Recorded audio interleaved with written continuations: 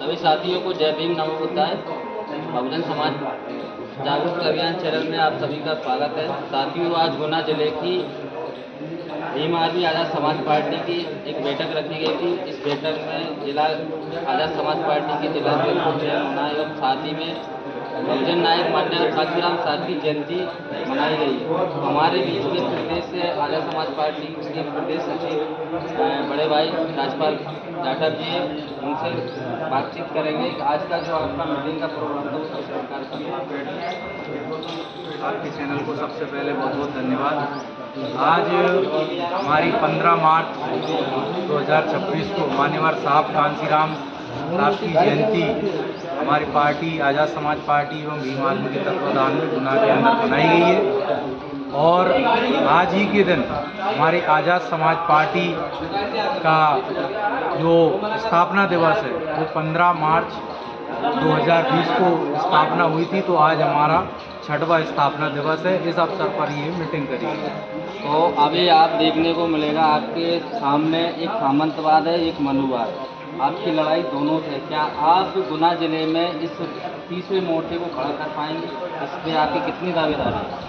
बिल्कुल, हम आज़ाद समाज पार्टी भीम आर्मी के माध्यम से हम दोनों व्यवस्थाओं से लड़ने के लिए पूर्ण रूप से सक्षम होते जा रहे हैं और पूर्ण रूप से लड़ने के लिए बाकायदा हमारी क्या है कि किसी भी तरह से व्यक्तिगत किसी से कोई हमारा विरोधाभास नहीं है। हमारी लड़ाई है सिर्फ व्यवस्था से और हम लड़ाई लड़ रहे हैं सिर्फ व्यवस्था परिवर्तन के लिए, ताकि जो व्यवस्था हमारे मनुवादी लोगों के हाथ में है तो वो सही ढंग से क्या है कि चल नहीं पा रही है, चला नहीं पा रहा है। तो उस व्यवस्था को बदलने के लिए हम ये आंदोलनों के माध्यम से लड़ाई लड़ रहे हैं। बाबा साहब ने भी क्या है एक टाइम कहा था कि संविधान चाहे ना कितना अच्छा क्यों ना हो, ये बुराई साबित होगा क्योंकि इसको चलाने वाले अगर बुरे होंगे। तो हमको आज देखने को मिल रही है कि कहीं कहीं हमारी जो यात्राएं निकाली जाती हैं वो बंद कर दी जाती हैं।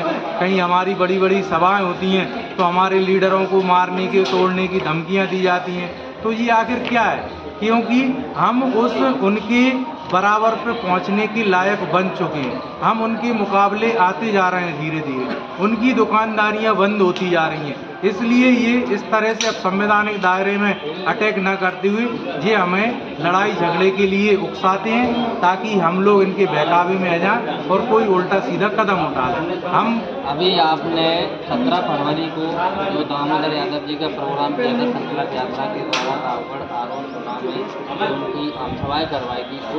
उन आम सभाएँ से कुछ नेगेटिव मैसेज गया है। कुछ लोग ये बोल रहे हैं कि उन्होंने इन लोगों को गलत बोला, ये बोला। आपका क्या दामोदर यादव जी ने एक सभा में ये बोला है कि राजा का बेटा हो चाहे वाल्मीकि का बेटा हो, सबको सम्मान अधिकार होना चाहिए। तो क्या ये लोकतांत्रिक जवाब नहीं था? इसको लोग बात के गलत बोल रहे हैं।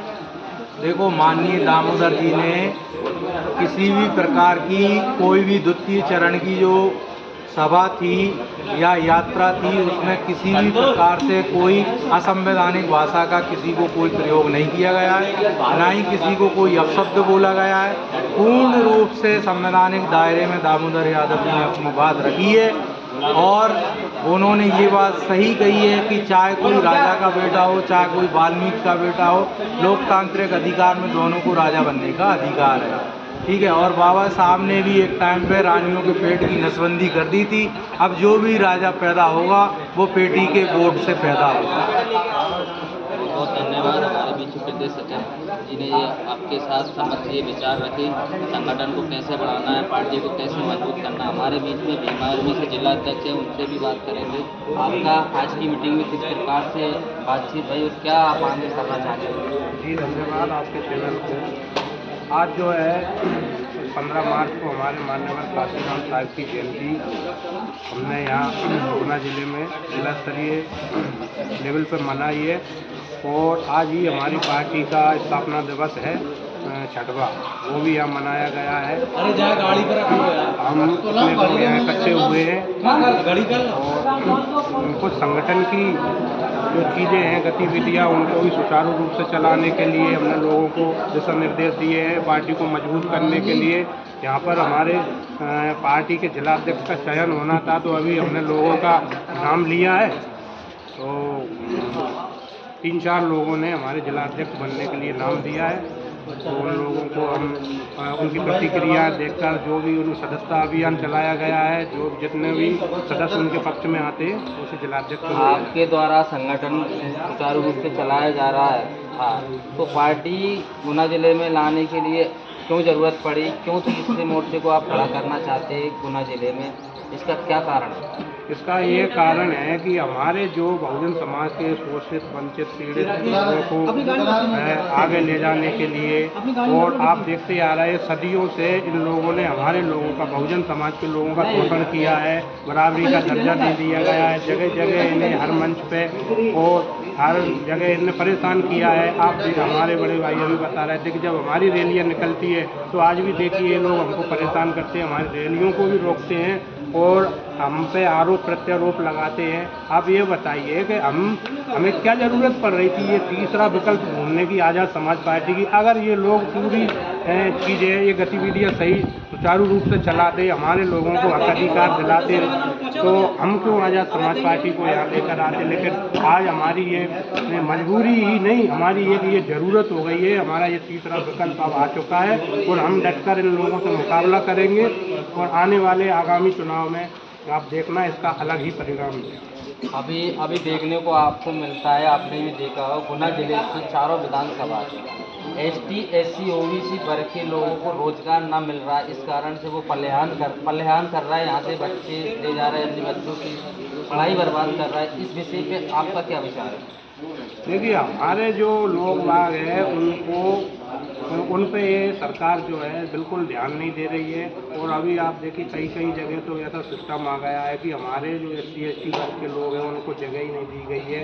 और जो विद्यार्थी जो विद्यार्थी है हमारे उनको देखिए आप, उनके नंबर नहीं आते हैं, और जब वो अगर नंबर भी आ जाए उनका, तो आप प्रैक्टिकल में देखिए उनको कहीं ना कहीं से तोड़ मरोड़ के उसी जगह पर वापस रख देते हैं। इससे हमारे बच्चे भी शिक्षित ठीक से नौकरी भी नहीं कर पा रहे हैं और उनको नौकरियां भी नहीं मिल पा रही। हमारे लोग जो यहाँ से जा रहे हैं, जैसे आप देखिए, नौकरियां नहीं मिलने का कारण क्या है? नौकरियां नहीं मिलने का कारण ये है कि वो नहीं चाहते हैं कि इस वर्तमान समय में इन लोगों के बच्चे जो है नौकरी करें। अगर इनके बच्चे पढ़ लिख कर नौकरी लग गए तो फिर इनके लोगों को आज़ादी मिल जाएगी और हर जगह इनका काम होने लगेगा। इनकी जो समाज जो है जागरूक हो जाएगी, बहुजन समाज जागरूक होकर फिर हमसे अपने हकाधिकार मांगेगी और रोजगार मांगेगी, वो हम दे नहीं पाएंगे और ये हमारी गुलामी नहीं करेंगे। तो आप नौकरियां देने के पक्ष में हैं या आप हुक्मरान बनाने के पक्ष में? नहीं, हम तो क्या है,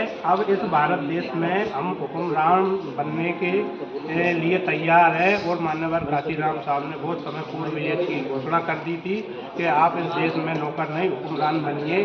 तो हमें तो इस देश का हुक्मरान ही बनना है और हमारी सत्ता इस पर काबिज करना है। ये हमारे जिलाध्यक्ष से इन्होंने बात रखी, उनका विचार है कि यहाँ तीसरा मोर्चा खड़ा करना गुना जिले में कितना जरूरी है। यहाँ सामंतवाद और मनुवाद से लड़ाई यहाँ अब भीम आर्मी और आज़ाद समाज पार्टी चटकर लड़ने को तैयार है। इसी के साथ जय भीम, नमो बुद्धाय।